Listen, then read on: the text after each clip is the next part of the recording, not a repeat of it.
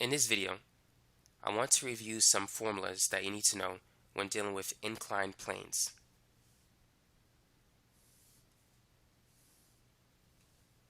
Now, let's say if you have a box that rests on an incline. The force that extends perpendicular to the surface, this is the normal force. The weight force is in the negative y direction as always, so that's mg. And let's say we have an angle. Now what you want to do is you want to draw this line, but in the other direction. And you want to draw a triangle, making this the hypotenuse of the triangle. So it's important to understand that this angle is the same as this angle. For instance, let's say if this angle, let me see if I can fit it in here. Let's say it's 30. And this we can see it's 90, which means this has to be 60. And this is perpendicular, like this line is perpendicular to that line. So which means this is 90 as well. So therefore this part has to be 30. Which means theta is right there in that triangle. So let's focus on that triangle.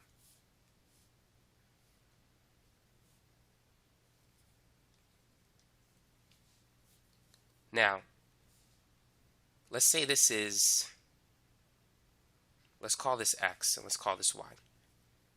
In terms of mg, what is x and what is y? What would you say? Perhaps you heard of the term SOHCAHTOA in trigonometry.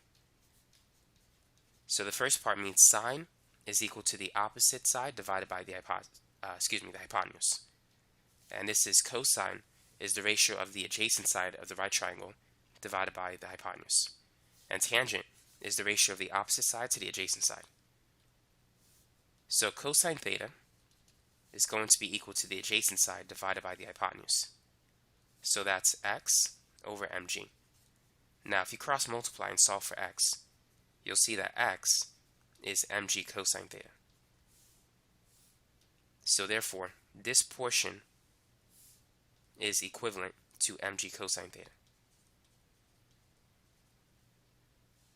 And because the block is not accelerating upward or downward, in this direction, we'll call it the y direction. Let's call this the x direction. In the y direction, the net force has to be 0, which means that these two must be equal to each other. So for a typical incline problem, the normal force is equal to mg cosine theta. So make sure you know this equation. Now let's focus on sine theta. Sine theta is the ratio of the opposite side, which is y, and the hypotenuse.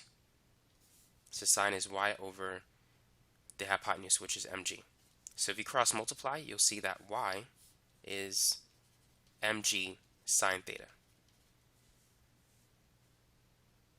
So that correlates to this portion of the triangle.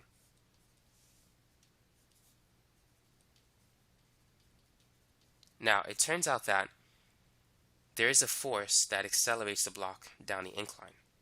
So that force, I like to call it Fg. And notice that it's parallel to this part of the triangle. So it turns out that Fg, the component of the weight force that accelerates the block down the incline, is mg sine theta. So that's another equation that you want to use when dealing with incline problems or incline plane problems. Now let's say if you have a block that rests on a frictionless incline and you want to find the acceleration, how can we derive a formula to do that? So once again, what we're going to do is we're going to define this as the x direction and this as the y direction. The only force that's accelerating it in the x direction is Fg. So the net force in the x direction is Fg because that's the only force there. Now, according to Newton's second law, F is equal to ma. The net force is always the product of the mass and the acceleration. And we know Fg is mg sine theta. So to find the acceleration down the incline, we don't need to know the mass of the block. It's independent of the mass of the block. So the acceleration down the incline is simply g sine theta. It's dependent on the angle. And so this is the equation you want to use. Now sometimes you may have to deal with friction. So let's say the block is sliding down. It's moving in a positive x direction. Where is friction located? Now we know Fg is going to be down as well. But friction always opposes motion. So if the block is sliding down, kinetic friction will oppose it, and so it's in the opposite direction. So now if you want to find the acceleration, we need to start with this expression, the net force in the x direction. Now this is in the positive x direction and this is in the negative x direction. So this is going to be positive Fg plus negative Fk, or simply minus Fk. Now always replace this with ma. Now we know Fg is mg sine theta, and Fk, the kinetic frictional force, is mu k times the normal force. So make sure you know this equation. And the static frictional force is less than or equal to mu s times the normal force.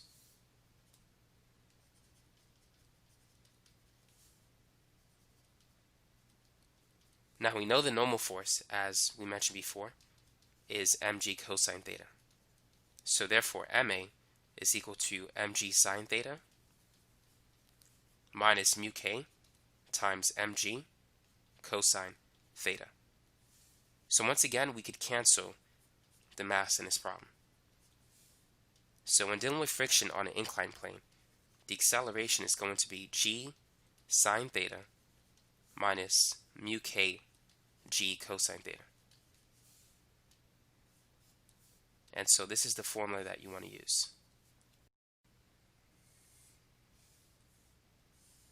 Now what about if we have a block that is sliding up the incline?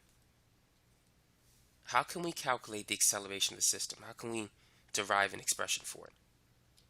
So it's sliding in the positive x direction.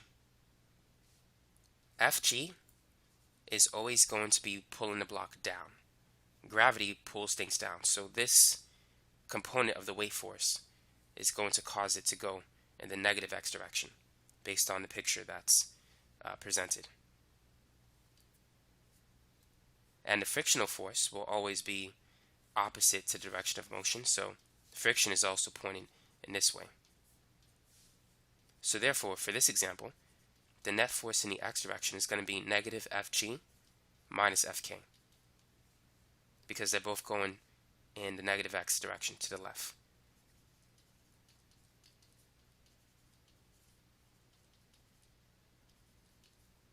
So the formula is not going to change.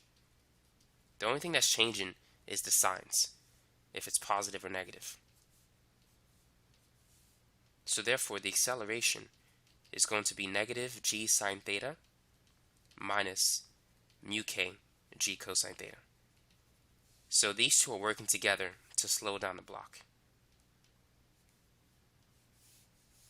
Now, how would the situation change if the block is sliding up the incline, but the incline is in the reverse direction?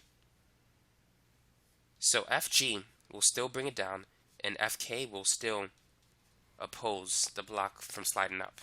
But this time, they're pointed in the positive x direction. So therefore, it's just going to be Fg plus Fk. So in this direction, acceleration is positive. In the other example, the acceleration was negative. And that's the only difference. So just like before, this is going to be ma, and Fg is going to be mg sine theta. And Fk is mu k times mg cosine theta.